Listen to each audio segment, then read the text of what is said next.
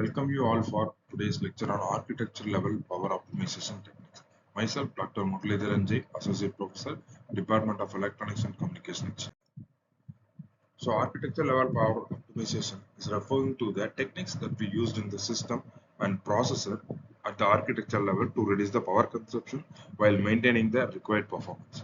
Unlike in the transistor level or the circuit level optimization, architectural optimization focus more on processor organization, memory hierarchy, data movement, execution models, and workload management. These architectural level power optimization techniques are highly important in AI accelerators, mobile processors, IoT systems, embedded systems, data centers. The main objective are minimize the energy consumption. We need to reduce the switching activity, also improve the throughput. We need to optimize the power performance area trade-off. The impact of architecture level optimization is the modern VLSI system contains billions of transistors and multi-cores, and it has complex memory system, and we need to have high-speed interconnects. Even if individual circuits are optimized, poor architecture can lead to excessive switching, unnecessary computation, large memory access energy, high thermal dissipation, and the study shows that the data movement often consumes more power than arithmetic operations. Therefore, the architecture level optimization plays a major role in energy efficient system design. The sources of the power consumption at the architecture level. The major contributions includes clock distribution, where the clock signal is distributed throughout the chip and switches continuously, consuming significant power. If we consider the memory axis, it is like reading from or writing to memory requires charging and discharging memory cells, leading to power consumption. When we consider the data communication, it is transferring data between different modules and processes consumes switching energy. If we consider pipeline activity, active pipeline stages continuously process instruction and increases the switching power.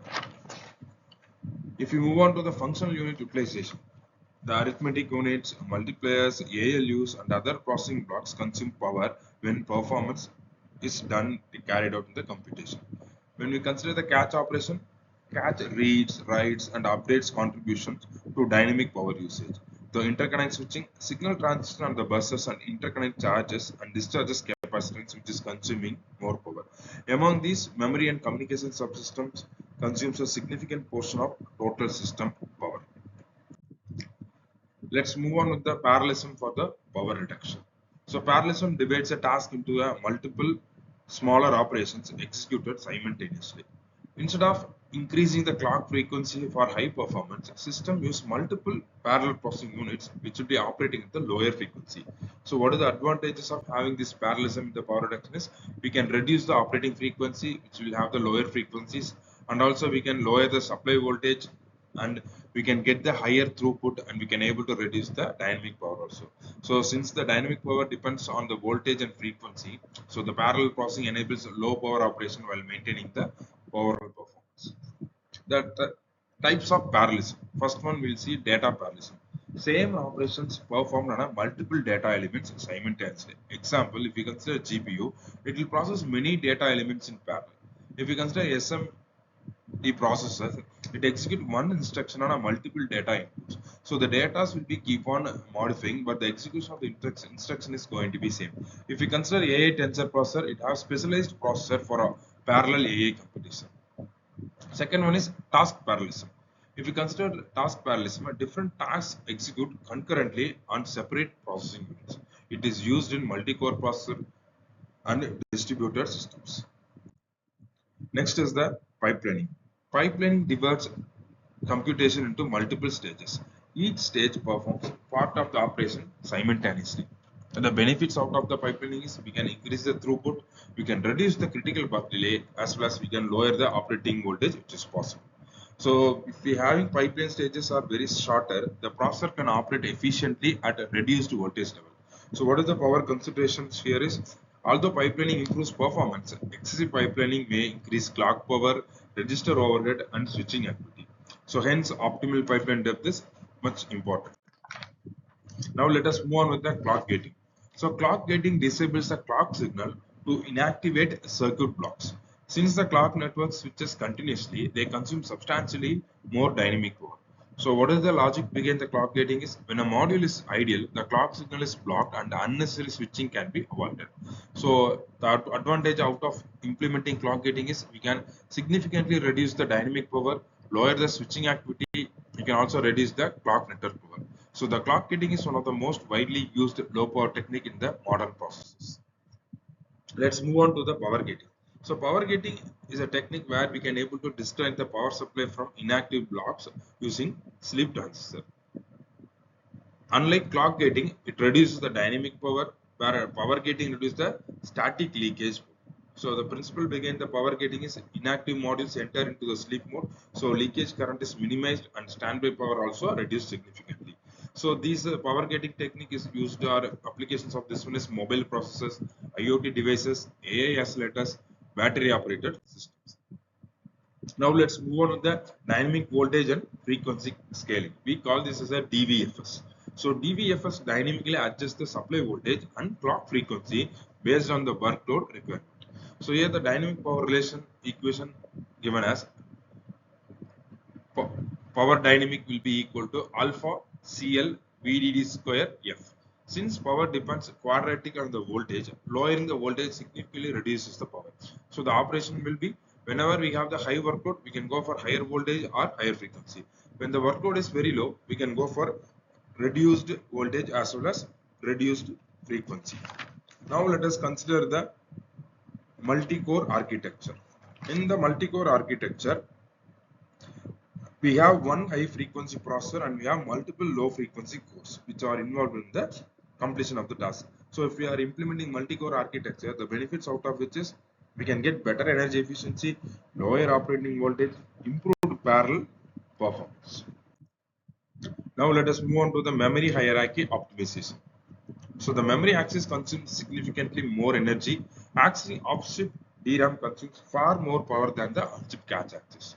So what are the optimization techniques we can here go for is first one is the cache optimization.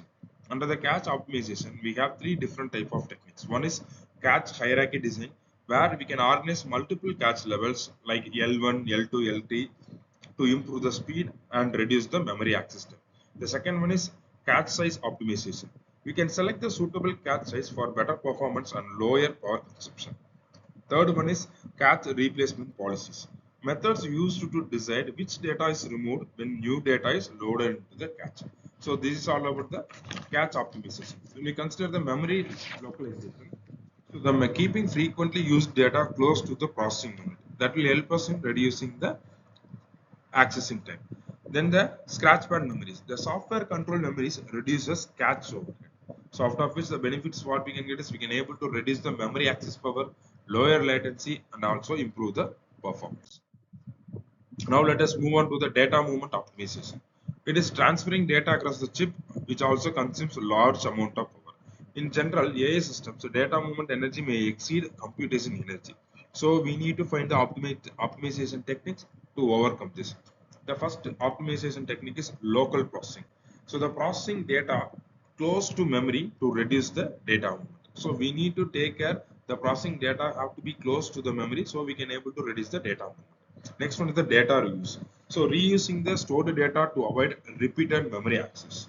Third one is efficient interconnect. Using optimized NOC architecture for faster and lower power communication. Now let us move on to the network on chip optimization. The on-chip communication system that connects multiple processing elements efficiently within a chip. What is the need for NOC? Modern multi-core chips require efficient communication between cores as well as the memories. So the traditional bus architecture becomes inefficient for the large system. So the NOC power challenges what it faces router switching power. It means that power consumed during the data routing and switching operation. Next one is the buffer power. Power used by stored buffers inside NOC routers. Next one is the link power. The power consumed by the communication links between the routers. Now the optimization methods involved in the NOC technique. First one is the adaptive routing. When I am saying adaptive routing, the selecting routers dynamically to reduce the congestion and the power. Now let's discuss on low power routers. Here the routers designed to minimize the energy consumption. If we consider the voltage scale interconnects, using lower voltage in communication links to save the power. And also in the traffic awareness communication, we can manage the data transfer between the network traffic conditions. Next one is approximate computing. The computing technique that reduces the power and improves the speed by allowing small acceptable errors in the computation. Example, if we consider multimedia processing, here the audio and video applications will have tolerance to very small errors, that is acceptable. If I consider AI inference, faster AI computation with reduced precision can be preferred. Then in the image processing, slight quality variations accepted for low power consumption. So the principle is reduce computation accuracy to save the power. Small acceptable errors are followed in calculation to reduce energy consumption and also improve the speed. The approximate computing techniques, what involved here for optimization is first one is reduced precision arithmetic. So here we'll be using fewer bits in calculation to reduce the power and hardware complexity. Instead of going for all the bits, we can reduce fewer bits so that we can able to reduce the power as well as hardware complexity. Next one is the voltage overscaling. Here the operating circuits below normal voltage to save the power with acceptable errors. Next one is approximate adders and multipliers. So the arithmetic circuits designed for low power as well as fast operation with a slightly accuracy loss. So benefits out of it is lower switching activity. We can able to reduce energy consumption as well as we can reduce the hardware area. Next one is adaptive architecture. This adaptive architecture dynamically modify hardware behavior according to the workload. So features of this adaptive architectures are dynamic resource allocation, where allocation of hardware resources will be based on the demand of the particular task. If you consider the workload aware optimization, it will be adjusting the operation according to the workload conditions. Then thermal aware operation. This is one of the important things where we have to manage the performance to control the chip temperature. Next one is heterogeneous computing architecture. Here different type of processor are combined in a system to perform specialized tasks efficiently. For example, if we consider CPU and GPU, where the CPU will be handling the control task, at the same time GPU will be performing the parallel processing. If we consider CPU plus FPGA, again CPU will be handling the control task, but FPGA will be accelerating the customized hardware operations. If we consider the combination of CPU plus AI accelerator, again CPU will be handling the control task. AI accelerator improves the machine learning performance. Next is the near threshold computing.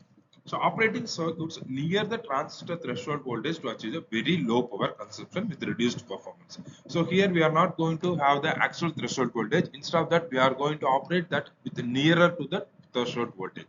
So what are the advantages of implementing this near threshold computing is, first one is extremely low power consumption can be achieved, where lower supply voltage greatly reduces the power usage. We all know that the VDD will be quadratically proportional to the dynamic power. So high energy efficiency is another thing. Here performance computation with the less energy and reduce the heat generation. So what are the challenges we can face here is can able to reduce the speed. So lower operating voltage slow down the transistor switching and increases the delay.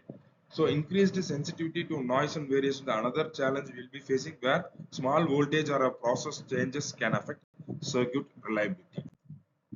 Next one is thermal aware architecture design. So designing computer architectures that manage heat generation to improve the reliability, performance and power efficiency. Here high power density creates a thermal hotspots.